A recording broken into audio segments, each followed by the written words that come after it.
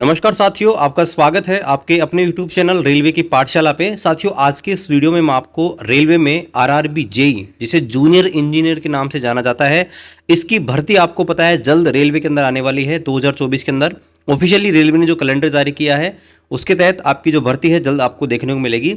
आज की इस वीडियो में हम आपको बताएंगे कि आरआरबी जेई जो होती है इसका रिक्रूटमेंट प्रोसेस क्या है, इसका एग्जाम पैटर्न क्या है, सिलेबस क्या पूछा जाता है, इसमें एजुकेशन क्वालिफिकेशन क्या मांगा जाता है, इनकी सैलरी दोस्तों क्या होती है, और दोस्तों रेलवे में एक सुपरवाइजर लेवल की पोस्ट होती है। इसमें दोस्तों आपके नीचे 20, 30, 50 लोग आपके नीचे काम करेंगे। तो आज की इस वीडियो में यहाँ पर हम डिटेल से इस जो आपका वीडियो है इसमें हम जेई भर्ती 2024 के बारे में आपको कंप्लीट डिटेल बताने वाले हैं। तो चलिए शुरू करते हैं आज के इस वीडियो को। दोस्तों, जैसा कि आपने देखा होगा कि अभी रेलवे ने अपना एनुअल कैलेंडर यहाँ पर जारी किया है और जिसके अंदर आपको जुलाई से सितंबर के बीच में जूनियर इंजीनियर की जॉब यहाँ पर देखने को मिलेगी। जूनियर इंजीनियर की जो पोस्ट होती है वो रेलवे में लेवल 6 की यहाँ पर पोस्ट होती है और इसका पे ग्रेड दोस्तों 4200 होता है। चलिए हम पिछली जो 2018 में भर्ती आई थी उसके आधार पर इसकी सारी जो क्वालिफिकेशन है, एजुकेशन क्वालिफिकेशन, सिलेबस, एग्जाम वगैरह सबका यहाँ पर देख लेते हैं। साथियों, 2018 में ये जो भर्ती आई थी वो आपके सेंट्रलाइज नोटिफिकेशन 03/2018 के नाम से आई थी और इसमें आप देखेंगे तो 3 अलग अलग भर्तियां थी जो यहाँ पर कॉम्बाइंड रूप से आई थी, जिसमें आपके junior engineer JE, junior engineer information technology depot material superintendent जिसे हम डीएमएस के नाम से जानते थे वो, इसके अलावा केमिकल मेटालॉजिकल असिस्टेंट सीएमए, ये तीनों की भर्ती संयुक्त रूप से यहाँ पर आई थी। और देखिए जूनियर इंजीनियर जो पोस्ट होती है वो अलग अलग डिपार्टमेंट में होती है, इसलिए इसके नाम को अलग अलग नाम से भी यहाँ पर जाना जाता है। तो यहाँ पर देखिए तीनों की जो वैकेंसी है संयुक्त रूप से यहाँ पर आई थी और 2018 के बाद अब 2024 में वैकेंसी आ रही है। तो यहाँ पर पूरी उम्मीद है कि यहाँ पर दोस्तों अच्छे लेवल पर वैकेंसी यहाँ पर आएगी। अब चलिए यहाँ पर हम एक एक करके सारी चीज़ों को यहाँ पर देखते हैं। सबसे पहले दोस्तों हम मेडिकल स्टैंडर्ड की बात करें तो दोस्तों ये जो पोस्ट होती है इसका मेडिकल स्टैंडर्ड अलग अलग डिपार्टमेंट के हिसाब से अलग अलग होता है। यहाँ पर आप देखेंगे जूनियर इंजीनियर जो ब्रिज होता है उसका मेडिकल स्टैंडर्ड A3 होता है। इसी प्रकार से इंजीनियरिंग का ये जो डिपार्टमेंट है इसमें दोस्तों A3 मेडिकल है। यानी कि आप देखेंगे इंजीनियरिंग जो डिपार्टमेंट है उसके अंदर कहीं ना कहीं जो मेडिकल स्टैंडर्ड थोड़ा सा अच्छा माना जाता है। बाकी यहाँ पर आप देखेंगे तो मेडिकल स्टैंडर्ड C1 भी है, किसी का B2 भी है। यानी कि जो मेडिकल स्टैंडर्ड है वो दोस्तों मिक्स है, यानी कि सभी पोस्ट का अलग अलग यहाँ पर होने वाला है। ठीक है, अब यहाँ पर आगे हम बात करते हैं एज की।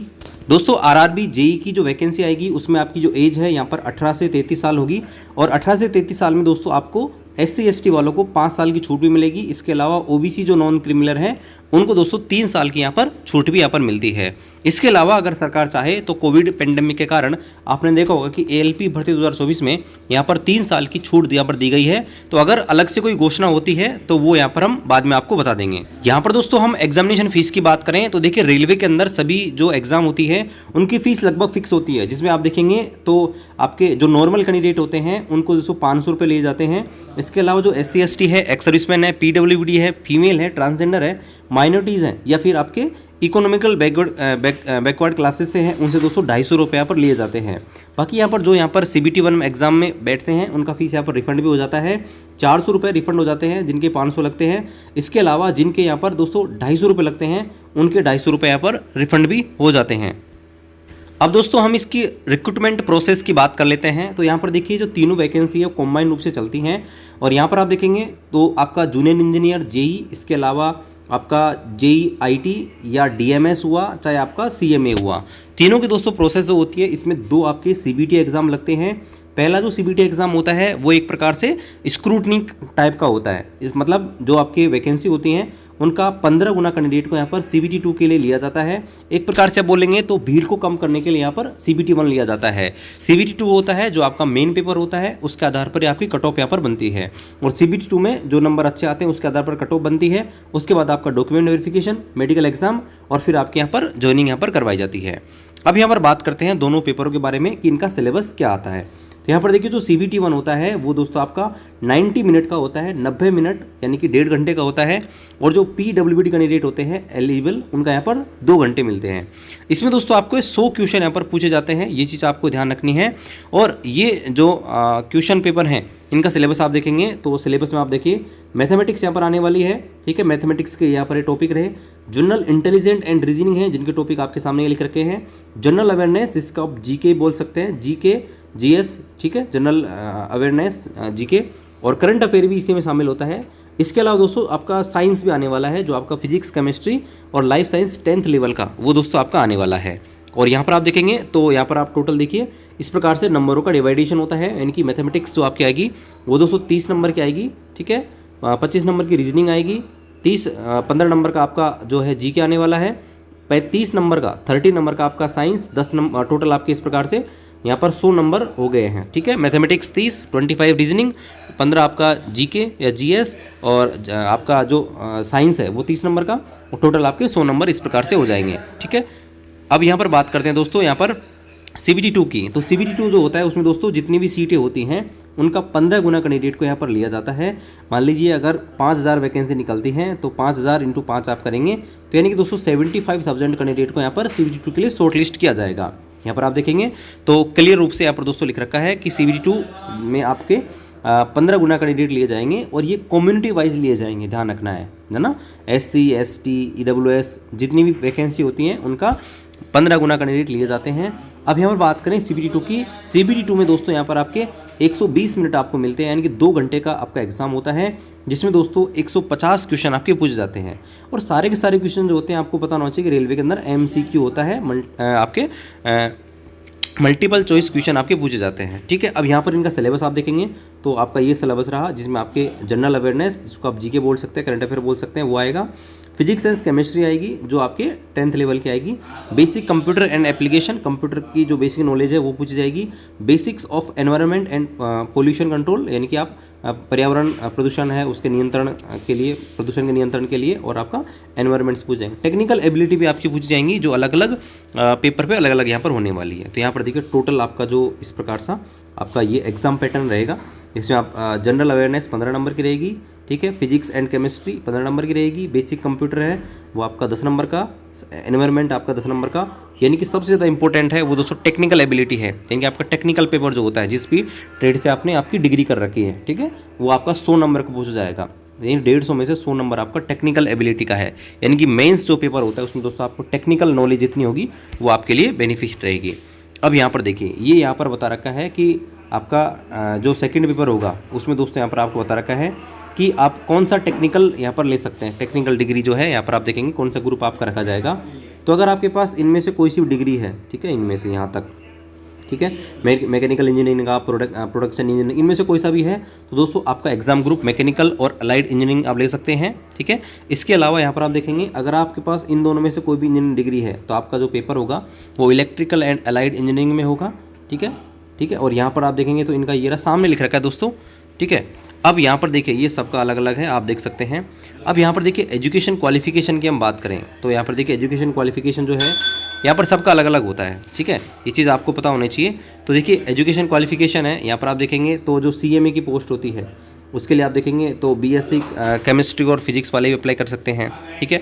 इसके अलावा आप देखेंगे तो जो computer science and information technology है वो वाले ये कोर्स हैं वो यहाँ पर एप्लीकेबल हैं, ठीक है। अब यहाँ पर हम डिटेल में एक बार जो है देख लेते हैं कि एजुकेशन क्वालिफिकेशन क्या क्या यहाँ पर चाहिए होगा।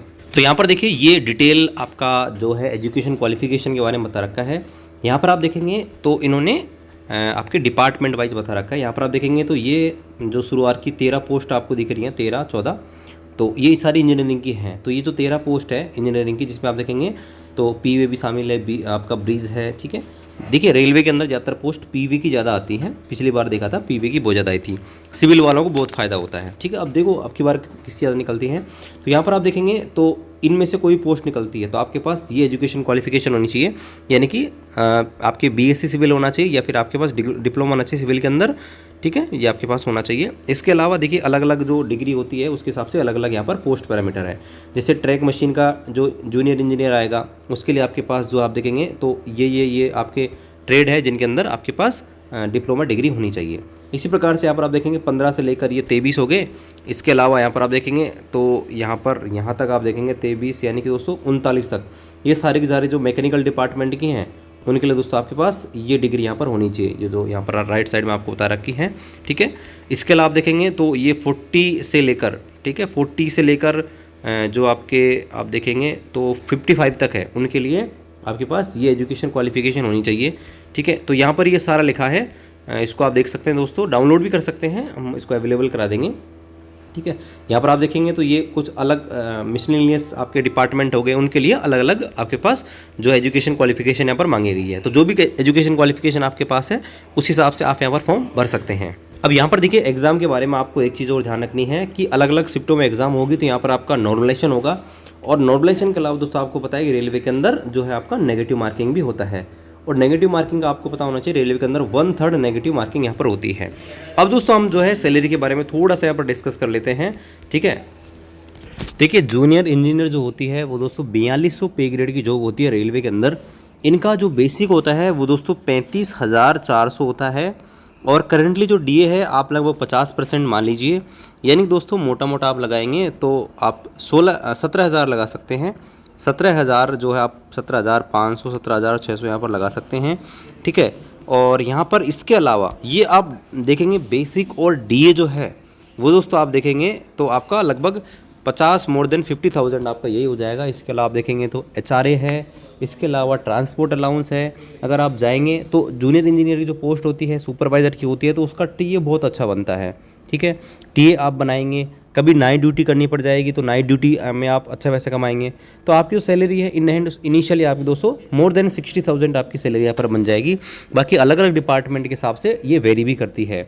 अब यहाँ पर मैं आपको एक सीधा सा एग्जांपल बताऊँ कि जूनियर इंजीनियर का, तो दोस्तों आप इंजीनियरिंग के अंदर ट्रैक मेंटेनर को सब जानते हैं। रेलवे के अंदर ट्रैक मेंटेनर जो होता है उनका जो सुपरवाइजर होता है वो दोस्तों आपका यही होता है, जेई होता है, ठीक है, जिसे हम PWI के नाम से जानते हैं, जिसे बहुत सारे लोग SSC के नाम से जानते हैं।